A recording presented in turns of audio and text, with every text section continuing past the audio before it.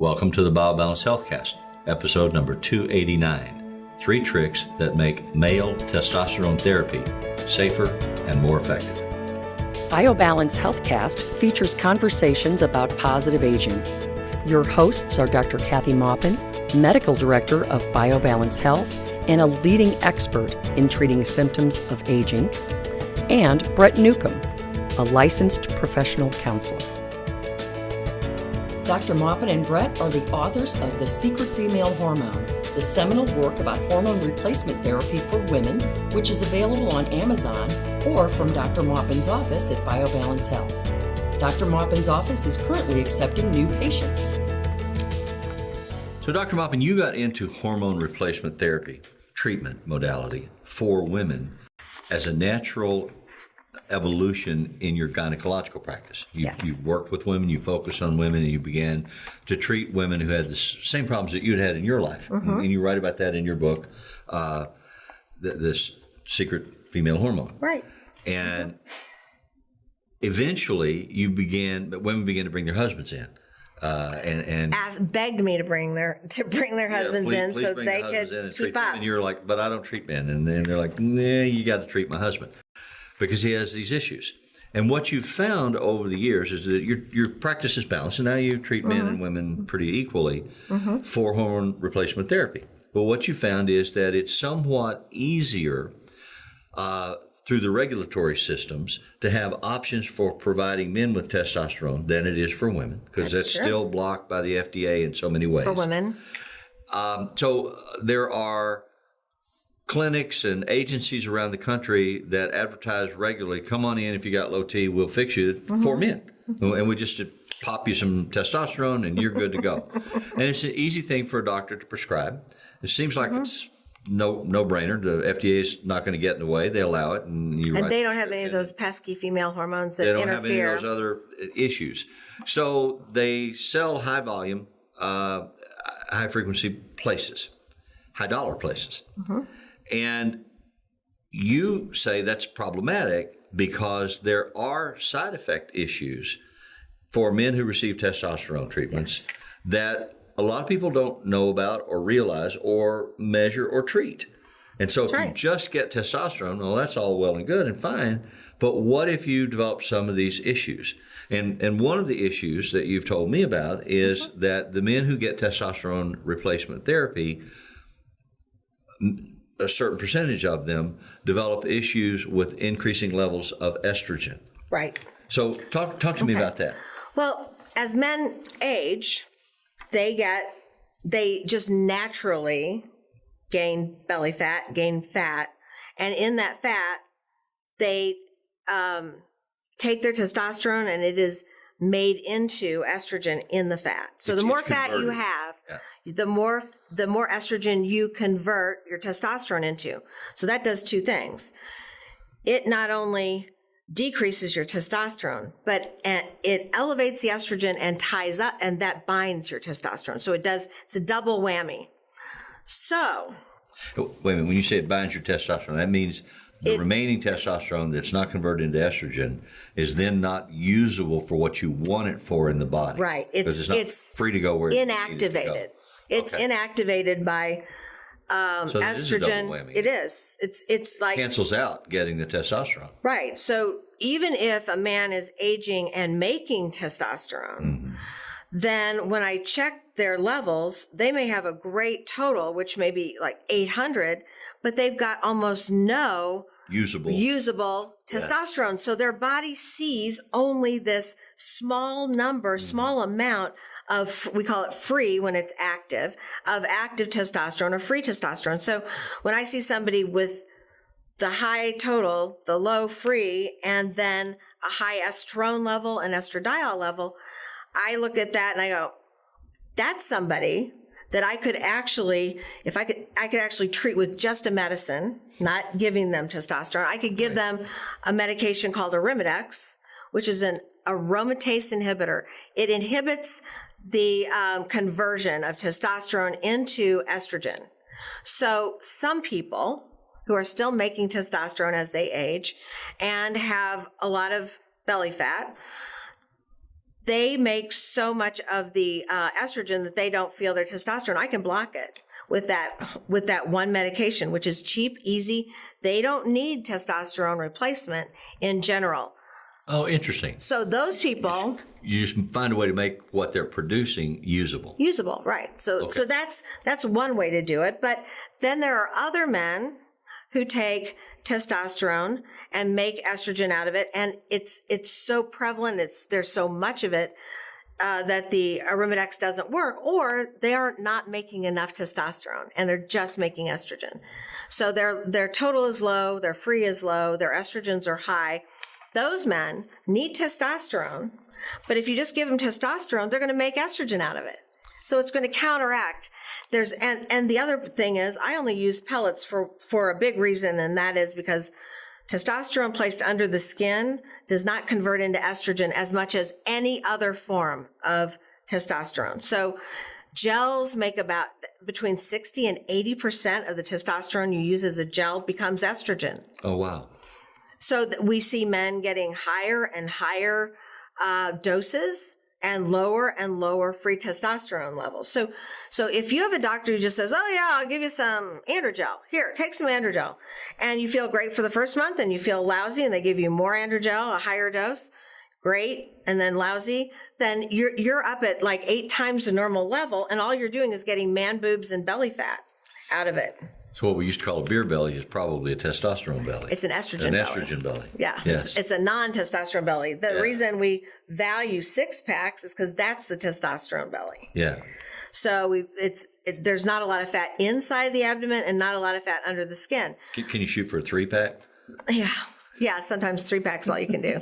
I'm so short, that's all I'd get anyway. Yeah. Or actually, it's an even until I started number. working with you, though, I had no idea, as a reasonably educated person, that men had estrogen issues and estrogen hormones, and that women had testosterone issues and testosterone hormones. But we both systemically use both hormones. We do. And we have to have the balance adequately adjusted for each sex. And Arimidex is a way to help balance the testosterone. Mm-hmm. And whether or not they make testosterone or have to have it delivered, and preferably through pellets. Mm-hmm.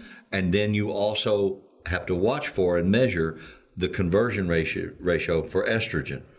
And after we get somebody organized, we have to kind of follow every year to make sure after everything's normal, we normalize them. We have to follow them every year or even more often in some to make sure they haven't their body hasn't started making a lot of estrogen. Estrogen in any form is not good for your prostate. Estrogen in any form is not good for your breast because men get breast cancer who have a lot of estrogen. So, and it's not that it causes it; it's just that men have receptors that aren't supposed to have estrogen. They're supposed to have testosterone. So it replaces the testosterone. Yeah, it binds the receptor site. So you were made for testosterone, not estrogen. You need a little bit for your brain and a little bit for your bones, and that's the catch. Some people some doctors just don't know. They hear about Arimidex, they give you a bunch of Arimidex, and then you have no estrogen, not good for your brain, can't think very well. So are you telling me that if I'm smart, I have an estrogen-saturated brain, not a testosterone-saturated No, brain? you just have a little bit of estrogen. Okay. If you're saturated, you're not going to think very well either because you need testosterone. So it's got to be balanced. It has to be balanced. So your argument against the mass production clinics or mass market systems is that those doctors don't either know that or regulate that. Or care. So, I mean, it's just about getting people in and out of the door, basically. And it may save somebody $100 here and there. Right. But they're eventually not going to get the effect. But your quality of life is more miserable. Testosterone. Yeah. Well, it's not as miserable usually as it was before you took testosterone, but you keep falling back into all the old symptoms. Right. And that's one of those, I look for patterns in stories. Right. And when gentlemen come in and they say, well, it was great. I felt awesome for the first month. And then, I felt terrible. I was tired and I couldn't think and I gained weight. And then doc gave me another higher dose and then so that's a story that to me, I know what's going on in the lab. I know what's going on in their bodies that's making that happen. You've heard it thousands of times. You've been doing this for years and years. Right. And but if you don't take a temperature, you don't find a fever. Yeah. If doctors don't look or draw blood and find your estrone level as a male and estradiol level after you've had your testosterone, then they're not going to know what's wrong with you. They're just going to say, oh, let's take some more testosterone. So that's key. It's very important that they know you can make estrogen, that it can inactivate your testosterone. There's something to do for it. Which is pretty inexpensive and easy to do. Right. It is. It's very inexpensive. And except for the pharmacists, and like 1 in 10 pharmacists will be like, I'm not giving that to him. He's a male. And that's for breast cancer of women, but it's not. We use it off label for men's breast cancer, men's gynecomastia, when they have man breasts at any age. We use Arimidex to bring that down because it's a much better treatment than surgery. Oh, yeah. So we use it for fibroids. When women have big fibroids of the uterus, Arimidex helps shut that down and make it smaller so that we can operate on them and take the fibroids out. Right. But we also use it for women who make estrone, but don't have breast cancer, but they make a lot of estrone and belly fat. And so we use Arimidex both in our pellets and orally to decrease that estrone, which is the bad estrogen, to decrease that and to help them lose weight. So it's a very versatile drug. There's 2 other aromatase inhibitors, but they are permanent. They attach to the receptor site permanently. They're not reversible. Right. And they seem to make people gain weight instead of lose weight. And Arimidex makes people lose weight. So I've never given the other 2 because my patients are not up for gaining weight. And it's not healthy to gain belly fat. So I don't know why that happens with those other 2 medications, But you know that it does. But I know it does. And to me, that's a sidebar. Our last podcast on the accumulation of medical data and statistics and so on, that is a piece of information that doctors ought to know. That's right. And that's a good use of those data acquisition points. Well, that's what you have to do. It's under the complications. Yes.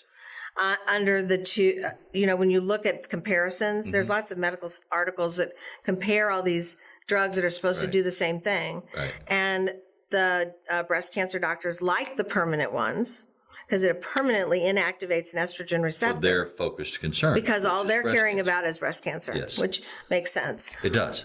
But for us, we're talking about healthy people, post-menopause, post-andropause, who have too much estrogen. And we don't have to have it. It is not important to inactivate that receptor because the receptor site's shared by estrogen and testosterone. I don't want to kill off those. You don't want to permanently block and close it. So it also then loses the testosterone receptor. Right. So that's a significant concern for following testosterone treatment. Right. There's another concern. It has to do with iron absorption in the body and red blood cells. Can you talk about that? So when we give testosterone to aging men, more than women usually, that women do this a little bit, but it's much more common in men, they absorb a lot of iron. And since men don't have periods and they don't lose blood regularly like women do prior to menopause, men collect all this iron, and testosterone makes them collect more iron than they normally would. So they make a lot of red blood cells, or they take that iron and they deposit it in their tissues. Now that's a genetic thing. Both are genetic. Whichever way you're going to do one of these two genetic things with abnormalities. Iron absorption. Right, but not everybody has this. But I've seen it quite a lot. I mean, I've seen it one or the other in 50% of the people I treat. They get higher. And they have names for each of those. So the higher number of red blood cells is called polycythemia. And it means that you have a high level of red blood cells. And the reason that's important, red blood cells carry your oxygen. That's a good thing. But we're looking at hematocrit, which is a percentage of your blood that is red cells versus the percentage of your blood that is serum. Okay? Just the clear fluid. Okay. So if you have too many of the red cells, it sludges. It slows down the flow of blood through the small capillaries. Does that mean the heart's working harder? The heart works harder, and basically it can kind of clog up the tiny little capillaries, so you're not delivering oxygen. Is that like what they call phlebotomy? No, phlebotomy is just taking blood. What was the thing that Richard Nixon had? He would get blood clots in his legs. Oh, phlebitis. Phlebitis. That's a whole different thing. It's a whole different thing. Whole different thing. Whole different genetic thing. This has nothing to do with that. Sidetracked you. That's okay. I just didn't know about Nixon. Anyway, I was just a small child then. You know, you'd have talked all day and not done that to me. I know, sorry.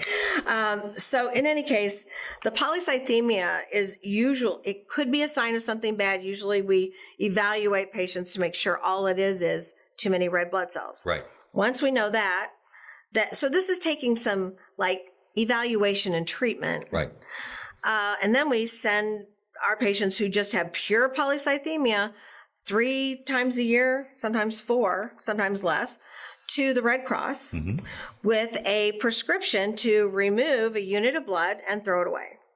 Because even though it sounds like it's a great thing, for some reason they won't use that to transfer into as a donation to another person. So they take that, they throw it away, and patients tell me they feel lighter, and they literally feel different after they've had this removed. I even had one gentleman who said, I don't know what's wrong with me, but I give blood every 6 weeks, which is the most frequent you can give it. He goes, I just go and give blood every 6 weeks because it makes me feel better. Well, he wasn't on testosterone, and his testosterone was low.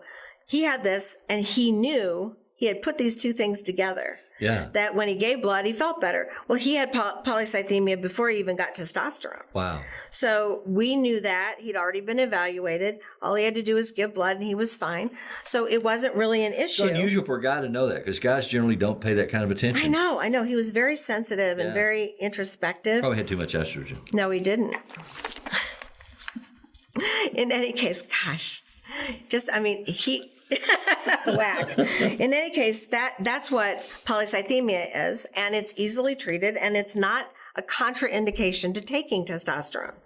So when we look for other reasons that getting too much iron is a problem, hemochromatosis is a genetic disease that causes you to absorb too much iron anyway, and instead of storing it in your blood cells, you might have a normal blood count.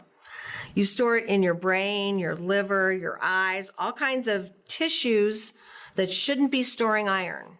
And that damages those tissues. It's like a heavy metal buildup. It's like a heavy metal poisoning. Right. So those patients must be worked up. I usually either send them to GI if they've got a problem with their liver, or I send them to a hematologist, oncologist. That's who does the evaluation. Make sure there's nothing terribly wrong other than hemochromatosis. And then they order blood draws like every week for a while to get off this iron. Wow. And as they do that, then the patient feels better and better and better. So it's important to me because somebody with hemochromatosis, I give testosterone to. First of all, I might make them worse, and so I need to know. Second of all, they don't feel good on testosterone because this somehow, and I don't know the mechanism, blocks the ability of testosterone to improve their quality of life. They just don't feel relief of any of the symptoms until I get rid of that blood. Yeah. Then when I get rid of the blood, they feel great from the testosterone. Wow. They feel great from the blood draw. So it isn't as if it can't get through the sludge. Yeah, it is, but it's a little different. I mean, I think I think it has to do with the neurotransmitters, but it changes the metabolism of how you use your testosterone. You just don't get the benefit.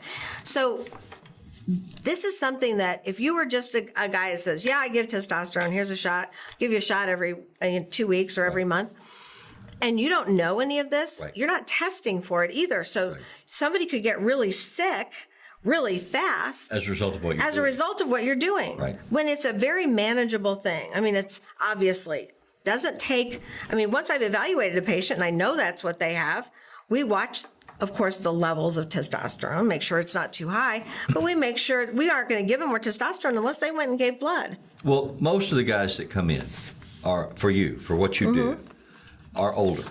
Yes. And I don't give testosterone to people young men who are young, who have testosterone of their own. I just don't do that. Right. So in aging men, a common anxiety and a thing that they monitor and watch that we talk about, we've done a couple podcasts on, is their PSA count.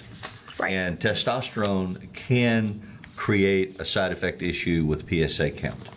It can, for a short period of time, stimulate the PSA, and then it comes back down. After the prostate has filled with testosterone, all the receptors are filled, Right. then the PSA comes back down. So it's not a sign of cancer if you've just had testosterone given and all of a sudden your PSA goes up. It'll come back down. If it's cancer, it doesn't come back down. Right. But the DHT and is it estrone? Estrone and DHT are the two hormones Right. that don't necessarily cause prostate cancer, but they can stimulate prostate cancer. But even worse, not even worse, but even more common, Right. they stimulate the growth of the prostate, not cancerous growth, Right. but the Swells, it prostate gets enlarges. bigger. It's not that big. I mean, the prostate gets bigger, but what that does is it wraps around the urethra. Right. So you can't empty your bladder. Right. So that's why men talk about, I It's got to go to the painful and bathroom all the uncomfortable, time. So it's a natural aging thing. DHT and estrone both go up as we age. So when those two hormones go up, as testosterone goes down, the prostate enlarges. When we give testosterone, the prostate enlarges slightly at first. When all the receptor sites are full, it gets smaller. And that's because then DHT and estrone decrease. And DHT is Dihydrotestosterone. Now that's another thing you need some of, but you don't want too much. Right. Because of the prostate growth issues. So it is one of those things I have to watch and keep an eye on. And if you don't do back that, in your office with a chemistry set, mixing all these things and trying to get it. it's all in my mind. It's all in your head, but you have to know, and it does. But you matter. have It's to real know all stuff. of these things, and I don't believe that you can safely give testosterone unless you know all these troubleshooting ways to manage a patient. It's just like anything else. You don't just go do surgery and not know the complications of it. You have to know how to handle the complications and fix them in anything that we do. But the way I give it with pellets, which make very little estrone or DHT for most men, and I know what to do with the other issues, it is very safe. Well, in our book, The Secret Female Hormone, you talk about training affiliate doctors to do things the way that you do things. And your concern is exactly what we've been talking about in this podcast. If you're going to provide testosterone replacement for men, you need to know these things, that these side effects exist and complications can occur, and you need to know how to treat them. You need to know how to regulate dosages, and you need to know how to measure amounts of estrogen and DHT and testosterone and the difference between free and total, whatever the right amount is. And doctors that don't do this don't know these things. It's not because they're bad doctors. It's just not what they know. It's not their area. And so... And even if it is their area, it's very easy just to give a shot and say, see you later, buddy. Or give a cream or gel and see. But if patients come in and say, I've got this problem, you have to know why they have that problem and how to fix it. So the point being, if you receive testosterone replacement therapy, or someone you know does or is about to, they need to be going to a doctor that knows these things and watches for these side effects and treats them, rather than just going to get a shot. And we'll have all of that in our new book. We will. Book Thank for you Men. very much for listening. Email your questions or comments to podcast@biobalancehealth.com. You can find the BioBalance Healthcast on iTunes and on YouTube. For more information about bioidentical hormone pellet therapy and other reverse aging solutions, visit biobalancehealth.com or call 314-993-0963. You can find Dr. Maupin on Twitter @Dr. Kathy Maupin and on Facebook at facebook.com/biobalancehealth. Find Brett Newcomb at brettnewcomb.com.